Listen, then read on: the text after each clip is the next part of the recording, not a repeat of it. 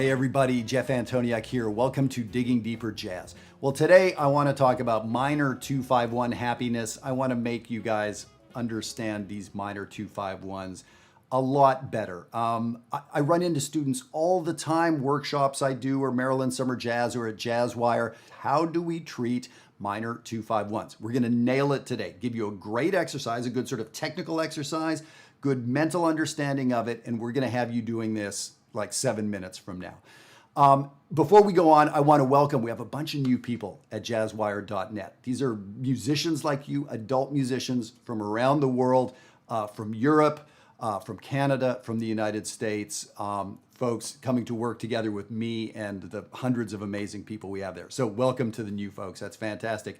Many of those folks, like you, start seeing these videos and want to take a next step. I appreciate that. So on this PDF, there are 96 notes. Yes, I counted them.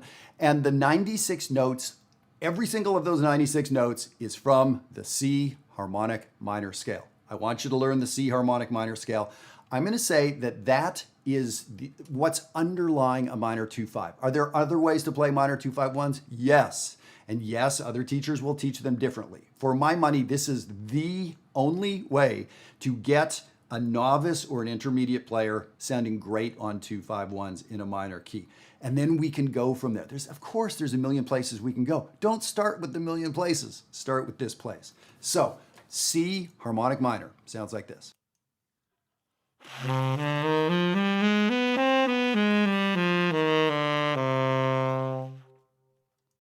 It's a minor scale, 1, 2, flat 3, 4, 5. The flat 3 makes it minor.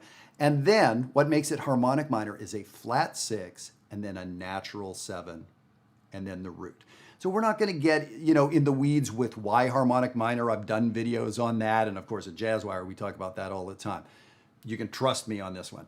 And look, I mean, a shirt like this, how could you not trust me, right? And I got to tell you, I'm not exactly a cat person, but they didn't have one with a wild-looking golden doodle riding a unicorn, so I got the cat one. But yeah, I can be trusted. I'm a guy on the internet. I've got a cool shirt.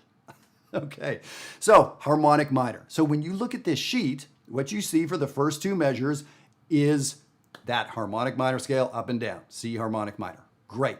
Here's what I'm telling you. On a 2 chord in minor, it's a half diminished chord. So what I want you to do is play the second mode of C harmonic minor. That sounds super scary to some of us. Don't worry about the word mode. It's not a big deal. What I want you to do is play C harmonic minor, but start on the second note. Start on D, play all the C notes, but just start on D and go up to D. That gives you a fantastic scale for half diminished. Sounds like this.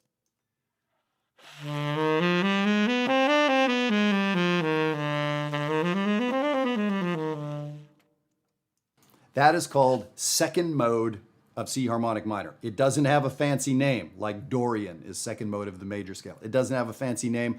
I propose we call it the Jeff scale. I've been proposing that for a long time. It hasn't caught on.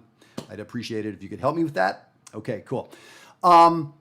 That's what we play over half diminished. So now what happens when we get to the 5 chord, a G7 with a flat 9?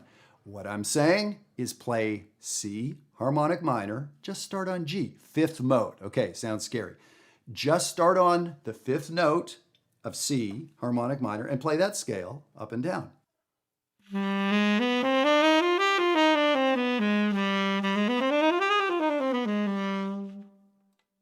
Very cool, exotic sounding scale. The reason it sounds cool is it has a flat 9 in it, and it has a flat 13 or a flat 6 in it. Whoa, that's crazy. Who said? Well, that's the thing. Nobody said. It's a byproduct of using the harmonic minor scale.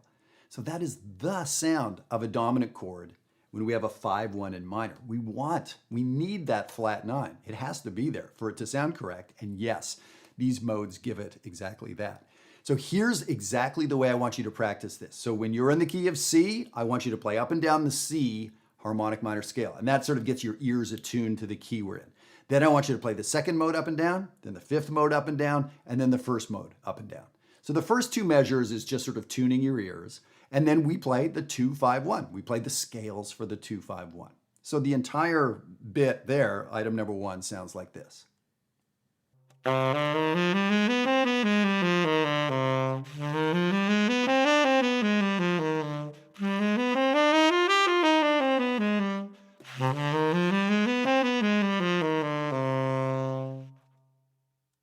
So there it is. So I just played 4 scales up and down, 60 notes, every single note of which was from the C harmonic minor scale.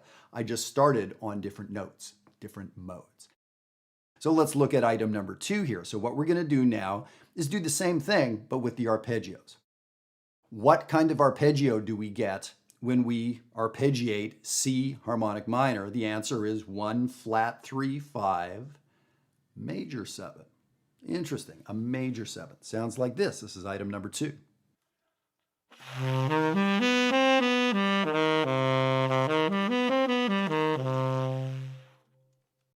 And yes, I know, we don't usually see a minor major 7 chord. That's a rare thing. I'm saying that when you see a C minor chord, I want you to play that major 7, that leading tone. It's a great sounding note. You're not going to sit on it, but when you play that B natural over a C minor chord, it has a fantastic sound. All of your heroes use that sound, absolutely. So now let's find this half diminished arpeggio. God, how do we construct a half diminished arpeggio? Don't worry about it. What you do is play the second mode scale. So you could look up to the D scale in item 1 and pick the 1st, 3rd, 5th, 7th. And what do you get? You get half diminished.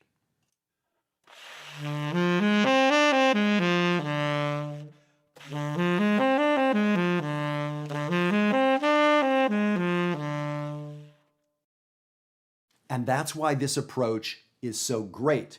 Nobody altered the 5th or said we had to do this or we had to find some weird exception to come up with half diminished. No, it comes from the harmonic minor scale. So that's why I love teaching with this. This sound is really there.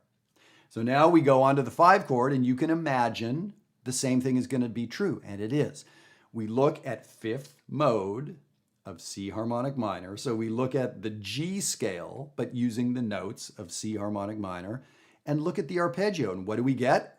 1, 3, 5, 7, flat 7, a dominant arpeggio.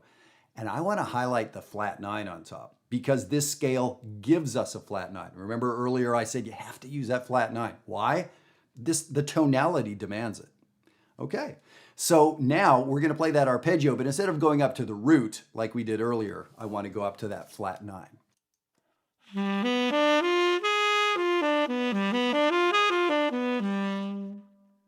Why go up to the flat 9? Hipness. I want you to be hip. I want to sound hip. So yeah, the flat 9's a great note.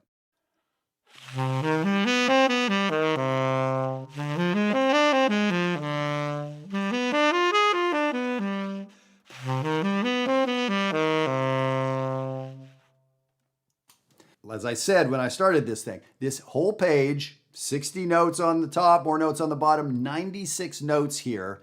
Every note is from C harmonic minor. So yeah, I could say, hey, practice your harmonic minors. Not great teaching because it doesn't give you the context. How do I use it? Where do I use it? And all of that. So I love this. So this is a very deep way to learn your harmonic minors in a way that's going to come out and help you in your playing. So let me blast through item number 1 and item number 2. 96 notes, every one of which is from C harmonic minor.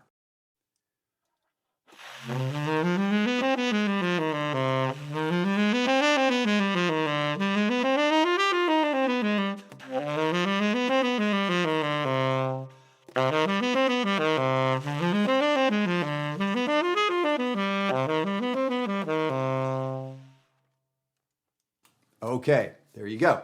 Yeah, it's going to take a little bit of practice, but not a ton. When you learn that one scale and then how to sort of manipulate the scale to get the 2-5-1 sound out. So that is a big, big deal. So what I'm going to do is improvise a little bit for you over a 2-5-1 progression in just a second. But when I started off the video, I was talking about the new Jazzwire people that have come in. And what I want to let you know is when you join Jazzwire, it's my subscription website. It's been running for coming up on 2 years. Hundreds and hundreds of people from around the world. And the idea is we work together, if you want to, daily. several times a day. There's weekly lessons and all of that stuff, but getting input daily. So many of us practice something for a year or two before we get input, whether it's from a teacher or somebody on a gig says, hey, I like that, or you've been doing that wrong. Why would you do that? Why would you try to figure this out on your own when you could get input once a day? Or if you have the time and the bandwidth twice a week or whatever it is. It's an amazing experience. There's no better way to invest in yourself. So I hope I'll see you at jazzwire.net. Okay, so here's what I'm gonna do for the last couple minutes of the video. I'm gonna put on a progression, a 2 chord, a 5 chord, a 1 chord, a 1 chord in minor. So what I've got here on my play along thing, I'm playing measures 5, 6, 7, 8 of blue bossa. D half diminished, G7 flat 9, C minor, C minor. And what I'm gonna do is improvise, but I'm only gonna use notes from this scale. I'm gonna center my improvisation around the arpeggio notes, and if I use a passing note, it's always gonna be a note from the scale. So if I do this properly, you may hear a couple hundred notes, every note of which is harmonic minor. I'm trying to make you happy with this. All right, let's check it out.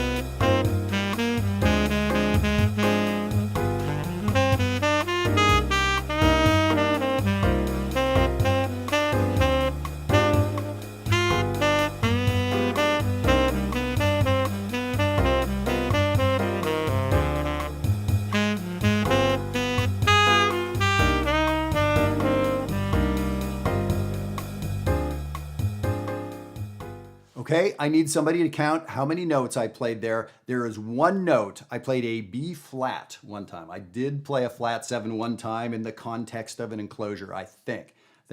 Everything else. So it sounded good. Yes, it sounded good. It sounded fine. There was nothing that was weird.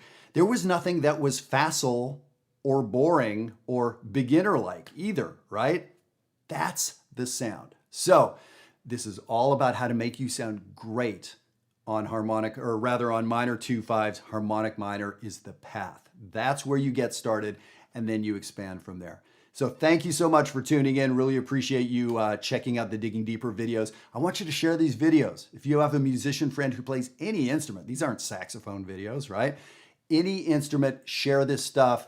And I really, as always, I really want to get in contact with you. Have you write me, leave a comment. Let me know how this stuff works, if there's sticking points, you know, what it is, where you want to go from here. But all the information should be here. And write me for the PDF. Happy to get the PDF off to you. diggingdeeperjazz@gmail.com. Thanks, guys. See you next time.